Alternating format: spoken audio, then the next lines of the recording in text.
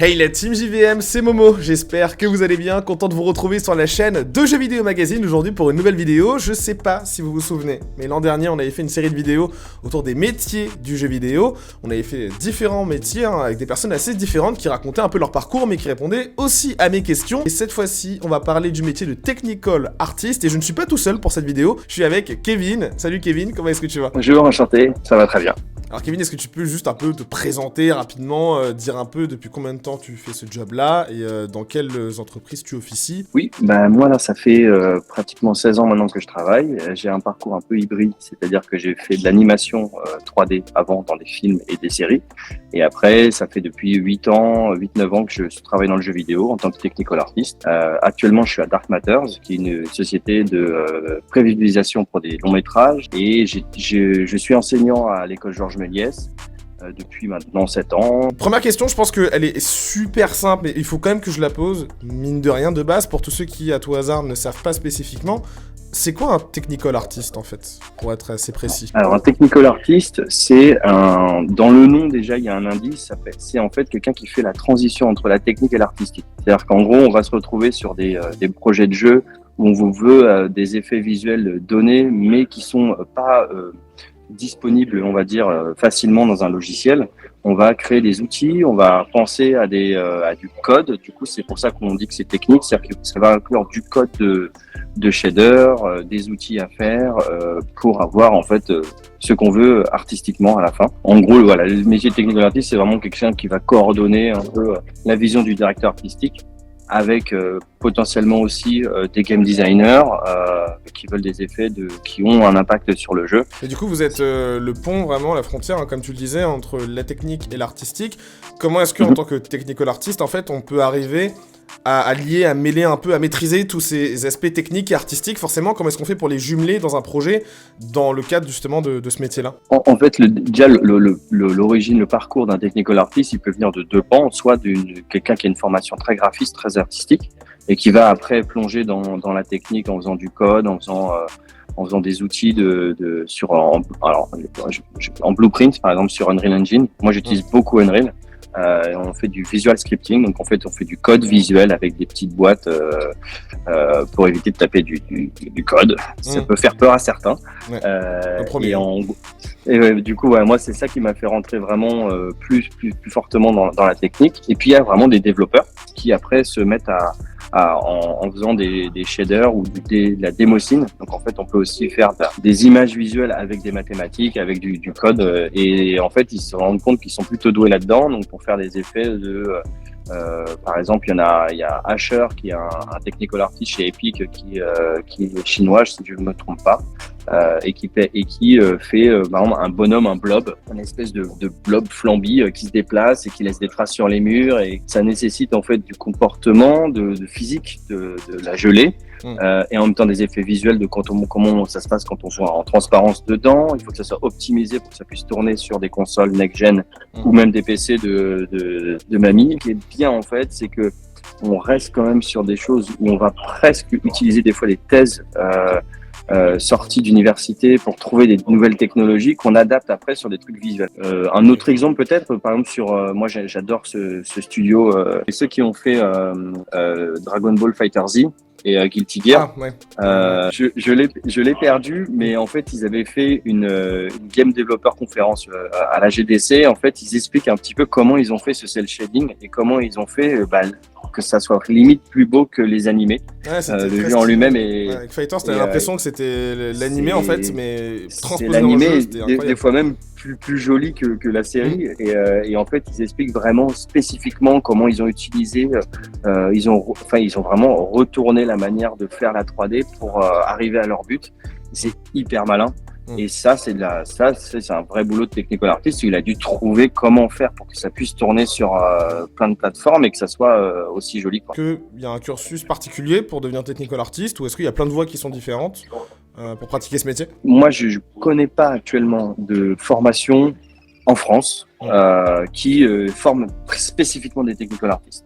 Donc c'est une façon, enfin, on le devient après. On le devient après, exactement. On le devient sur le tas parce qu'en fait, je dirais même il y a presque trois voies possibles. C'est-à-dire qu'on peut faire l'Engmin, par exemple, une école d'ingénieur informatique spécialisée en jeux vidéo, et puis très bien devenir après technical artist si on a des sensibilités artistiques et puis on a du goût qui est présent, ça peut donner un super technical artist. Il peut y avoir un graphiste 3D qui a fait des écoles d'animation comme Méliès, Lisa et autres, et qui en fait, moi ça c'est un peu mon cas, qui finalement rentre dans le jeu vidéo un peu par hasard et qui découvre un peu cet univers-là et qui fait mais c'est génial, on peut faire plein de trucs en temps réel.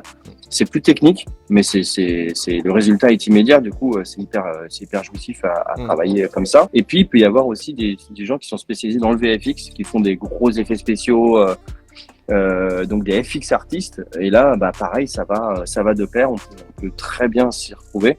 En termes de rémunération, technical artist, comment ça se passe ? Est-ce que du coup, quand tu es en freelance, tu es payé du coup à la mission que tu fais pour un éditeur, pour une entreprise globalement ?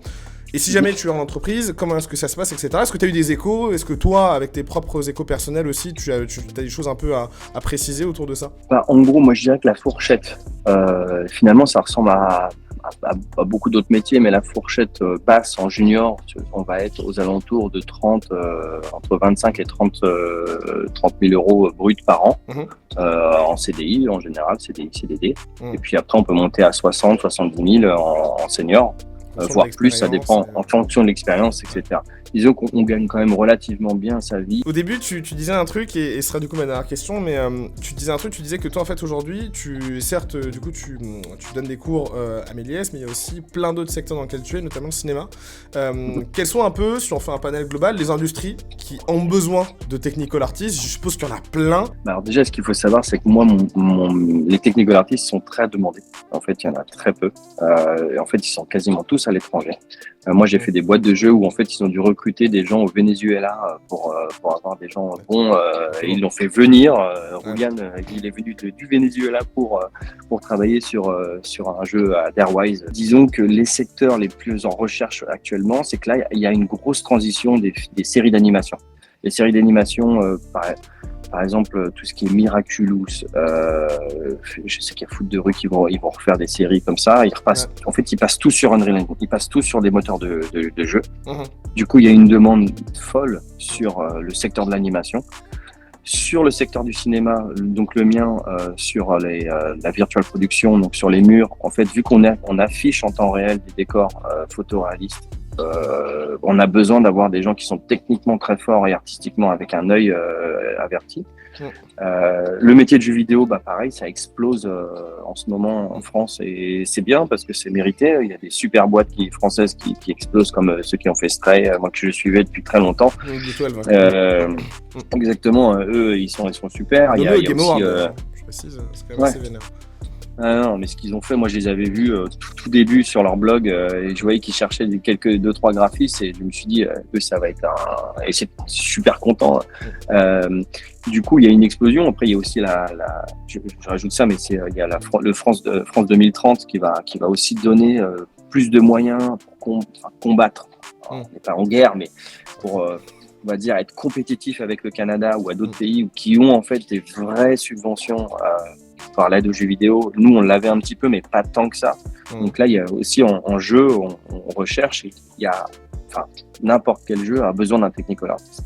C'est pour ça qu'à Méliès, ça fait 5 ans que je propose, je force pas, je propose les étudiants à réaliser leur court-métrage sur un moteur de jeu plutôt que sur un moteur classique. C'est-à-dire que Maya 3ds, Verret ou Arnold, etc.